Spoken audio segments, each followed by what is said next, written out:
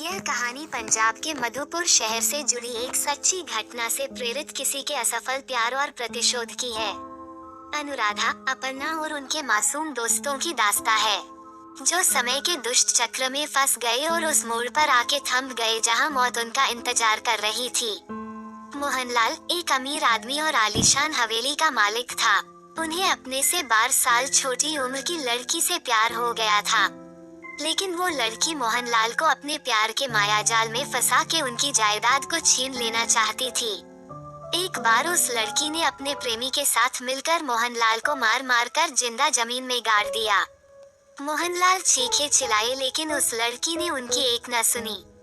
बाद में मोहनलाल ने मरते मरते शाप दिया कि मैं किसी को नहीं छोड़ूंगा, हर प्रेमी को मार दूंगा। जिस तरह मेरे साथ धोखा हुआ है, मैं हर प्रेमी को मिटा दूंगा, मैं सबको मिट्टी में मिला दूंगा और बाद में ऐसा हुआ कि सुन के डर जाओगे। ये बोल के मोहनलाल की मौत हो गई। उस दिन के बाद वो जगह और वो हवेली शार्पित हो चुकी थी। वहाँ जो भी जाता था वो कभी भी वापस नहीं आ पाता था। आज भी मोहनलाल की प्रेतात्मा वहाँ घूमती रहती है। कुछ दिनों के बाद उस हवेली पे एक प्रेमी कपल वहाँ पे घूमने के लिए आए। अनुराधा और राहुल, उन दोनों की सगाई हो चुकी थी, लेकिन शादी करनी बाकी थी। अनुराधा अपने घर में किसी को कुछ बताए बिना राहुल के साथ आई थी। अनुराधा और राहुल मजाक मस्ती में उस जगह पहुंच गए जहाँ पे राणा साहब जो जिंदा दफन कर दिया था। अचानक राहुल उस जगह पे गिर जाता है और उसका पैर जमीन के नीचे घुसने लगता है। यह देखकर अनुराधा डर जाती है और मदद के लिए चीखने चिल्लाने लगती है, लेकिन कोई भी उसकी आवाज नहीं सुन पाता है। अनुराधा जब उस हवेली में मदद के लिए जाती है तो वही उसे किसी के होने का आभास होता है। उसी वक्त तुरंत अनुराधा गिर जाती है और कोई उसका पैर पकड़कर उसी जगह पर खींच के ले जाता है जहाँ मोहनलाल और रजत दफन हुए थे। बाद में अनुराधा भी उसी जगह पर दफन हो जाती है। कुछ दिन बाद जब अनुराधा अपने घर नहीं पहुंचती है, तब उसकी बहन अपर्णा अपने पति रोहित और कुछ मित्रों के साथ उसे ढूंढते ढूंढते उस हवेली पे पहुंच जाते हैं। रोहित एक पैरानॉर्मल एक्टिविटी का एक्सपर्ट है।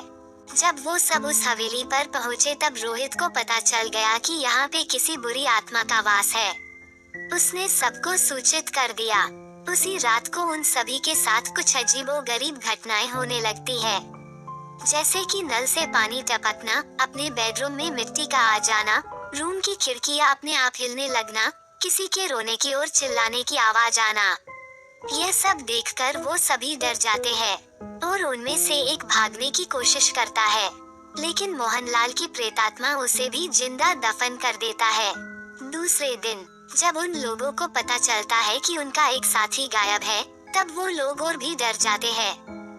लेकिन रोहित बताता है कि हमें यहाँ से बाहर निकलना है तो हमें उस आत्मा को बुलाना होगा और उनसे पूछना होगा कि वो आखिर चाहती क्या है। डर के मारे सभी लोगों ने रोहित की बात मान ली और आत्मा को बुलाने के लिए तैयार हो गई।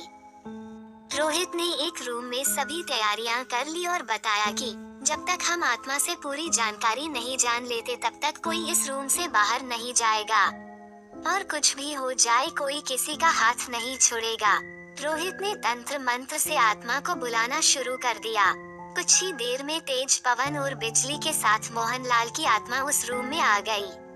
रोहित ने उस आत्मा से बात की, आखिर तुम चाहते क्या हो? मोहनलाल की आत्मा ने कहा, निकल जाओ यहाँ से, मैं किसी को भी नहीं छोड़ूंगा, सब मारे जाएंगे, जो भी यहाँ आए गया उन सबको मार दूंगा। इतना कहकर वो आत्मा चली गई। वो लोगों ने बाद में अनुराधा की आत्मा को बुलाया और पूछा आखिर उसके साथ हुआ क्या था। अनुराधा की आत्मा ने उन सभी को सारी हकीकत बात दी और बोली, मुझे मोहनलाल ने जमीन के नीचे दफन कर दिया है, प्लीज मुझे यहाँ से निकालो। अपर्णा ने अपने बहन अनुराधा से पूछा, मोहनलाल की आत्मा को कैसे मारा जाए?